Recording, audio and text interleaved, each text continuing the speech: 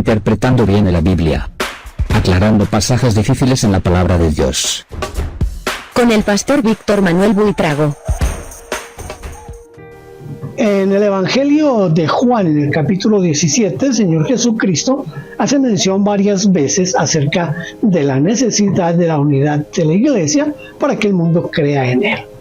Con una mirada así medio desprevenida, se puede notar que nunca la iglesia cristiana ha mostrado esa unidad. Ya desde el primer siglo fue necesario hacer un concilio para tratar de unir doctrinas. Durante los siglos siguientes se han dado divisiones muy serias. Quizás desde principios del siglo XX se han profundizado más esas divisiones y en esta década ya encontramos cristianismo para todos los gustos. Entonces, ¿cómo entender la oración del Señor Jesucristo? ¿A qué unidad se refería? Pues esa unidad no se ve por ningún lado. La teología está dividida para todos los gustos, la liturgia ni se diga, y la doctrina es a la carta. ¿Cómo entender, aplicar la unidad de la que habló el Señor Jesucristo? Voy a examinarlo de la siguiente manera. La oración de Jesús en Juan 17 es profunda y plantea un anhelo fundamental, que sus seguidores estén unidos como Él y el Padre son uno.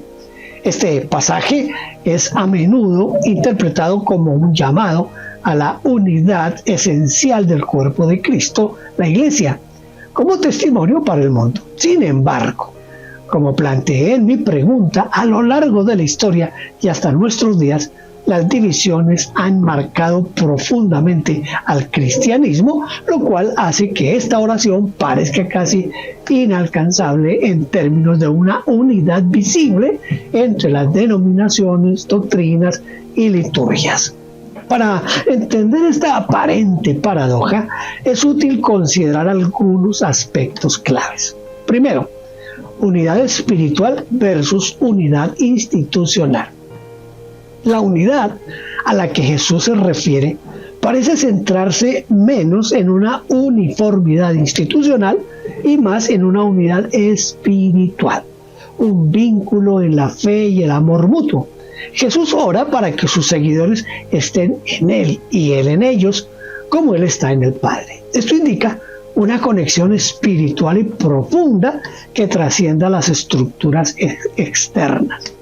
Así, la unidad no necesariamente significa ausencia de diferencias o diversidad en formas y expresiones, sino más bien una comunión interna, una unidad en espíritu y en propósito. En esta luz, la unidad podría entenderse como un reflejo de la relación de amor y de propósito que existe entre el Padre y el Hijo, algo que debe manifestarse a través del amor de los creyentes.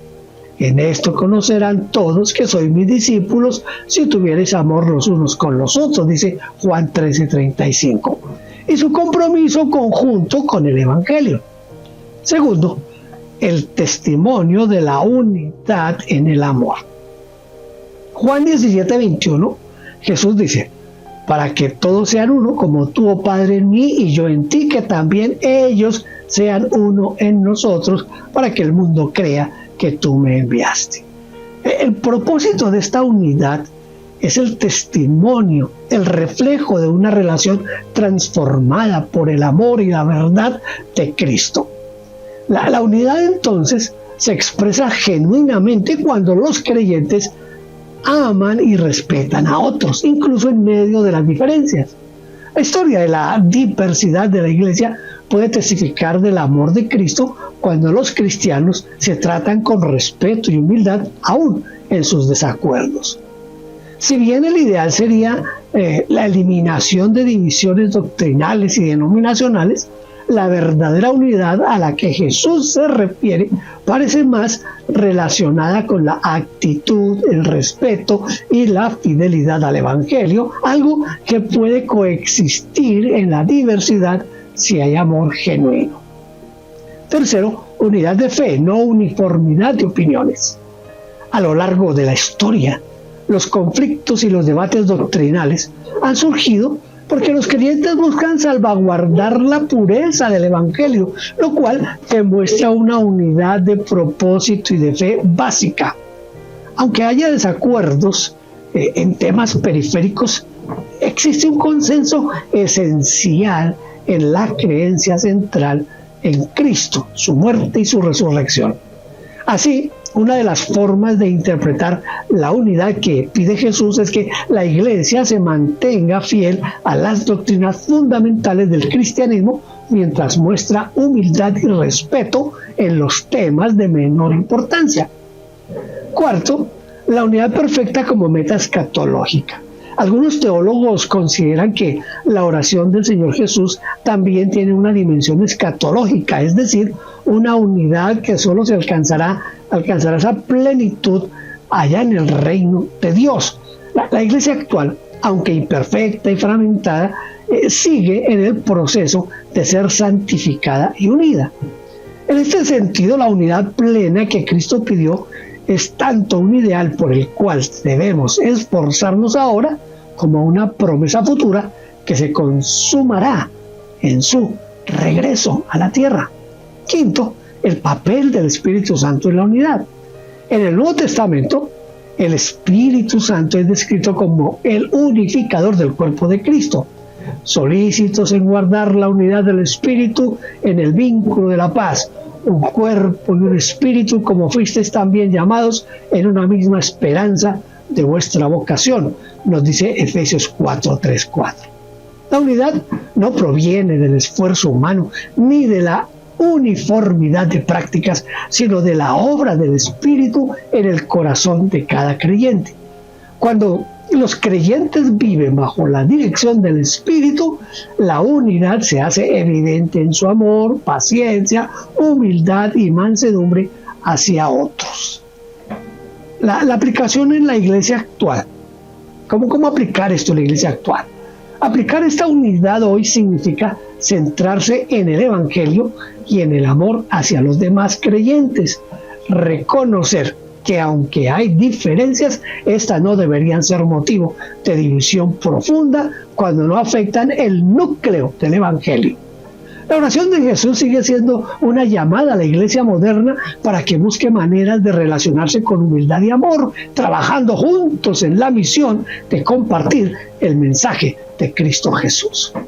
Aunque la iglesia pueda parecer fragmentada, cada creyente puede ser un reflejo de esta unidad a través de sus relaciones y de su participación en la misión de Dios. Esto no implica aceptar errores doctrinales, sino priorizar el amor y el respeto al otro como hermano en Cristo, buscando construir y no dividir. En resumen, la unidad a la que se refiere Jesús es una unidad en el amor, la misión y la verdad del Evangelio que trasciende las estructuras y las diferencias externas. Es una invitación a la iglesia a vivir de una manera que dé testimonio de Cristo al mundo a pesar de sus desafíos y limitaciones, esas limitaciones humanas. Ahora bien, voy a tratar de aclarar qué es lo que quiero decir cuando mencioné esto no implica aceptar errores doctrinales, puesto que ese es uno de los puntos que más dividen. También afirmé que es una unidad en el amor, la misión y la verdad del Evangelio que trasciende las estructuras y las diferencias externas. Pero, ¿cuál es la verdad del Evangelio? Desde el punto de vista de quién se establece esa verdad. Le doy un ejemplo: calvinismo y arminianismo. Dígame, ¿quién los puede conciliar? ¿Y qué decir de lo concerniente a la redención limitada o ilimitada? Estoy tocando aquí un tema central y muy debatido en la teología cristiana. ¿Cómo definir la verdad del Evangelio en medio de posiciones doctrinales tan opuestas como calvinismo y arminianismo?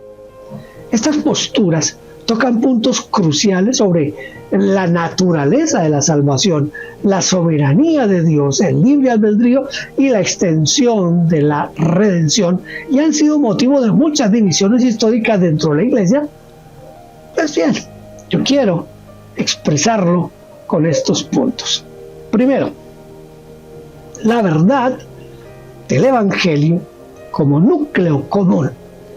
La verdad esencial del Evangelio, tal como la Iglesia lo ha interpretado desde sus inicios, se centra en la vida, muerte y resurrección de Jesucristo para la salvación de la humanidad, así como en la invitación a todos a creer y seguirlo.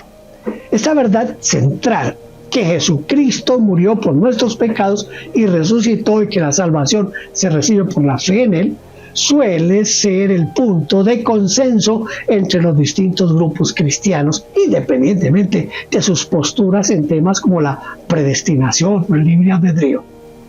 Esta verdad básica del Evangelio, que reafirma que en Cristo, Dios reconcilia al mundo consigo mismo, es el núcleo doctrinal que la mayoría de las tradiciones cristianas aceptan y a menudo es lo que se entiende como el Evangelio esencial. Las diferencias importantes pero secundarias a este núcleo se presentan en cómo interpretamos ciertos aspectos de la salvación. Segundo, las posiciones teológicas y sus tensiones. El calvinismo y el arminianismo, por ejemplo, presentan interpretaciones muy diferentes sobre cómo funciona la gracia, la elección, la redención, pero ambas tienen como objetivo explicar y defender lo que consideran la verdad del Evangelio.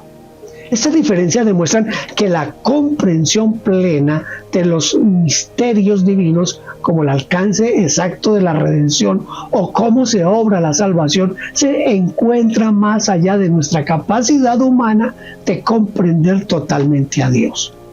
La Biblia misma mantiene estas tensiones en ciertos pasajes. Habla tanto de la elección de Dios. Dios quiere bendecirnos de esta manera porque nos eligió por amor antes de la creación del mundo para que fuéramos su pueblo santo sin falta ante Él por el amor que tiene. Dios decidió adoptarnos como hijos suyos a través de Jesucristo. Eso era lo que Él tenía planeado y le dio gusto hacerlo. Esto dice Efesios 1, 4 al 5 en la palabra de Dios para todos. Así como la invitación universal a la salvación, ya que Él quiere que todos sean salvos y lleguen a conocer la verdad. Esto dice primera a Timoteo 2, 4, palabra de Dios para todos. Por lo tanto, el hecho de que existan estas dos posiciones no necesariamente significa que una debe ser totalmente incorrecta o a la otra. La tensión entre calvinismo y arminianismo puede verse como una de esas áreas donde la Iglesia vive en humildad y reconoce que hay misterio en la obra de Dios y que nuestra comprensión puede ser muy, muy limitada. Tercero, los límites doctrinales, los criterios para la unidad y la diversidad. Los primeros credos y confesiones de la Iglesia primitiva, como el credo de Nicea, por ejemplo, establecieron ciertos límites doctrinales considerados esenciales para la fe cristiana: la divinidad de Cristo, la Trinidad, la resurrección de Jesús y la salvación en Cristo. Estos límites no detallan todos los aspectos de la redención o la elección, dejando espacio para distintas interpretaciones, como calvinismo y arminianismo, siempre que no comprometan el núcleo del Evangelio. La Iglesia, en ese sentido, ha tolerado la diversidad dentro de ciertos límites cuando esas interpretaciones no contradicen la esencia del mensaje del Evangelio. Esto no quiere decir que las diferencias teológicas sean irrelevantes. Calvinistas y arminianistas mantienen profundas convicciones sobre sus puntos de vista porque creen que sus interpretaciones reflejan mejor el carácter de Dios y la enseñanza bíblica. Sin embargo, estas diferencias no afectan el núcleo de la salvación en Cristo y por lo tanto pueden existir en una unidad más amplia cuando se enfocan en el núcleo del Evangelio. En cuarto lugar, unidad en amor y misión a pesar de las diferencias. Aunque el calvinismo y el arminianismo presentan diferencias sobre cómo se entiende la redención, ambos enfoques valoran la obra de Cristo, la fe y la vida en obediencia a Dios como elementos esenciales de la vida cristiana. La oración de Jesús en Juan 17 nos invita a ver esta unidad como una llamada a la misión compartida y al amor fraternal, incluso en nuestras diferencias. En vez de una uniformidad doctrinal absoluta, la unidad cristiana se puede practicar en la forma en que nos amamos y respetamos, reconociendo que otros pueden tener un enfoque distinto y aún así estar igualmente comprometidos con la misión y la verdad del Evangelio. Quinto, la humildad en las diferencias. En debates doctrinales profundos como el de la redención limitada o ilimitada, es útil recordar que ambas posturas se sostienen en las Escrituras, en la tradición teológica. Este es un recordatorio de que en muchos aspectos nuestra comprensión de Dios es limitada y que ciertas tensiones pueden estar más allá de nuestra capacidad humana de resolver esto de una manera definitiva. En última instancia, la oración de Jesús parece apuntar a una unidad que no depende de que todos los creyentes resuelvan de manera uniforme cada diferencia doctrinal, sino a una unidad espiritual y práctica centrada en el amor y en el testimonio común de Cristo Jesús. La verdad del Evangelio se mantiene en su núcleo esencial, mientras que los temas en los que existen posturas doctrinales como calvinismo y arminianismo pueden coexistir dentro de un marco de respeto y humildad, entendiendo que Dios obra de maneras que a veces no comprendemos plenamente. Al vivir con esta humildad y respeto cristianos, pues en estas diferencias, pues los cristianos pueden demostrar la unidad que Jesús pidió al Padre, una unidad que refleja el amor, la verdad y la misión compartida de llevar el Evangelio al mundo. ¿Podría entonces resumirse todo esto a lo declarado por el apóstol Pablo en Filipenses 1:15? Dice Pablo: algunos a la verdad predican a Cristo por envidia y contienda, pero otros de buena voluntad. Los unos anuncian a Cristo por contención, no sinceramente, pensando añadir aflicciones a mis prisiones, pero los otros por amor, sabiendo que estoy puesto para la defensa del Evangelio. ¿Qué pues? Que no obstante, de todas maneras, o por pretexto o por verdad, Cristo es anunciado. Y en esto me gozo y me gozaré aún. Me inclino a pensar que ni la liturgia, ni la teología, ni la doctrina son el índice de esa unidad, solamente Cristo. Yo puedo observar que la reflexión de Pablo en Filipenses 1:15 tiene mucho que ver con la cuestión de la unidad en la proclamación de Cristo. Pablo reconoce que a pesar de que algunos predican a Cristo con motivos incorrectos, por envidia o por contienda, el hecho es que Cristo es anunciado. Eso es lo que produce gozo. Esto muestra que para Pablo la proclamación de Cristo tiene un valor intrínseco que supera las intenciones humanas imperfectas. Sin embargo, este enfoque no elimina la necesidad de discernimiento entre lo que es verdadero, escuche, lo que es el verdadero evangelio y lo que son las desviaciones que pueden perjudicar la fe. Para ir terminando, quiero enfatizar aquí lo siguiente. Primero, unidad en el núcleo, Cristo como centro.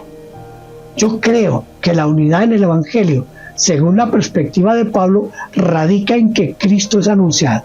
Esta unidad se basa en el mensaje central de Cristo y no en uniformidades teológicas, doctrinales o litúrgicas. Pablo muestra que es posible que diferentes grupos, incluso aquellos que actúan con motivaciones cuestionables, pueden contribuir a esta unidad en un nivel fundamental cuando proclaman a Cristo como Salvador y Señor. Esta visión puede apoyar la idea de que la unidad a la que se refiere Jesús en Juan 17 es menos acerca de una uniformidad organizacional o doctrinal y más sobre una comunión centrada en Cristo, en su mensaje y en la misión común de darlo a conocer. Sin embargo, esto no implica necesariamente que todas las interpretaciones o formas de predicar sean aceptables como verdaderas. La referencia de Pablo a algunos que predican por contienda se refiere a personas que están dentro de la comunidad cristiana, no a aquellos que predican un evangelio distorsionado o contrario a Cristo Jesús. En segundo lugar, discernir el verdadero evangelio. Una unidad consciente y no ciega. Si bien Pablo celebra que Cristo es anunciado incluso en circunstancias imperfectas, esto no significa que cualquier grupo que mencione a Cristo sea parte de la unidad cristiana. El mismo Pablo advierte en otras cartas contra aquellos que distorsionan el evangelio, por ejemplo como en Gálatas 1, 8 y 9, donde declara anatema, es decir, maldito a quien anuncia un evangelio distinto al que él ha predicado o enseñado. Esto nos indica que la unidad en Cristo debe basarse en un anuncio fiel a su persona, su mensaje, su obra redentora y no en cualquier proclamación de su nombre. La oración de Jesús en Juan 17, por lo tanto, parece indicar una unidad que incluye a aquellos que han recibido y entendido el evangelio auténtico como reflejo de su relación con el Padre. Esta unidad implica una identificación contra la verdad esencial de quién es Jesús y lo que ha hecho, y no solo el uso superficial o distorsionado de su nombre. Tercero, el desafío de las sectas y esos grupos con enseñanzas divergentes. La pregunta de si ciertas sectas o grupos heterodoxos deberían considerarse parte de esta unidad es bien complicada. Jesús en su oración no parece estar refiriéndose a cualquier grupo que use su nombre, sino a aquellos que realmente conocen a Él, lo conocen y conocen al Padre. Por lo tanto, no todas las personas o grupos que mencionan a Cristo representan la unidad que Él buscaba, especialmente si sus enseñanzas contradicen los aspectos fundamentales de su identidad y de su obra redentora. La unidad en Cristo no implica entonces aceptar cualquier doctrina o enseñanza en su nombre, sino más bien una comunión basada en el conocimiento de quién es Jesús realmente, en su mensaje, en la fidelidad a este. Es por esto que los cristianos están llamados a discernir y proteger el mensaje esencial del Evangelio. Te invito a que lea Judas 1:3. En cuarto lugar, la aplicación práctica. Unidad en el amor, discernimiento en la doctrina. La oración de Jesús en Juan 17 es un llamado a vivir una unidad que exprese su amor y misión y que ofrezca al mundo un testimonio de su obra. Esto requiere humildad y apertura entre los creyentes para reconocer la obra de Dios en medio de la diversidad. Al mismo tiempo, requiere discernimiento para proteger la integridad del Evangelio frente a enseñanzas que puedan desvirtuarlo. A manera de conclusión, en resumen, la unidad a la que Jesús llama en Juan 17 no es una unidad sin discernimiento, donde todo grupo o enseñanza que mencione a Cristo es automáticamente parte de su cuerpo. Más bien, es una unidad de aquellos que, habiendo creído en el verdadero evangelio, se han unido a Cristo y entre sí en amor, en misión y en la verdad que Él reveló. La oración de Jesús, como lo vemos también en las cartas de Pablo, pide una unidad consciente centrada en el amor, la verdad, que demuestre al mundo quién es Cristo. Espero que esta meditación nos ayude a entender un poco más lo relacionado a la unidad de la iglesia. De todas maneras, siempre quedarán interrogantes, pues cada uno tiene su propia óptica de cada aspecto en relación a la liturgia, a la teología, a la doctrina. Nos queda solamente repetir las palabras de nuestro Señor Jesucristo. No me voy a quedar en el mundo, pero ellos están aquí y yo voy a ti, Padre Santo. Cuídalos por el poder de tu nombre, el nombre que me diste, para que sean uno, así como tú y yo. Padre, Te pido que todos los que crean en mí sean uno, así como tú estás en mí y yo estoy en ti. Te pido que ellos sean uno en nosotros para que el mundo crea que tú me enviaste. Que la misericordia del Señor Jesucristo, el amor de Dios y la presencia del Espíritu Santo estén siempre con todos ustedes. Dios les bendiga. Gracias por vernos. Favor inscribirse en nuestro canal. Denos un like, toque la campanita y déjenos su huella con un comentario. Bendiciones.